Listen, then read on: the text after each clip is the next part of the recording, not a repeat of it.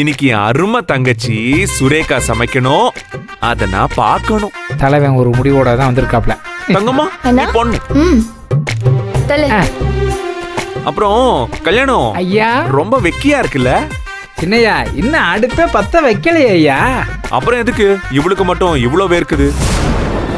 அட ஆமா, என்ன பண்றதுன்னு தெரியலையா? எது எங்க இருக்கு, எதை எடுத்து முதல்ல போடணும், எவ்வளவு போடணும், எதுவுமே தெரியல. அப்படிதானே? இப்ப புரியுதா சமைக்கிறது எவ்வளவு கஷ்டமான வேலைன்னு?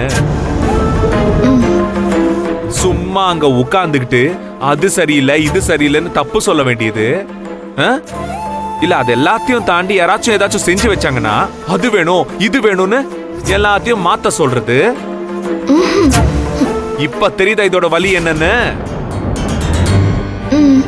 எதுக்கு எடுத்தாலும் நந்தினிய கூப்பிடு, அத சமைக்கணும் இத சமைக்கணும்னு சொல்லிக்கிட்டே இருந்தா உனக்கு சமைச்சு போடுதா அவளை பெத்து போட்டிருக்காங்களா?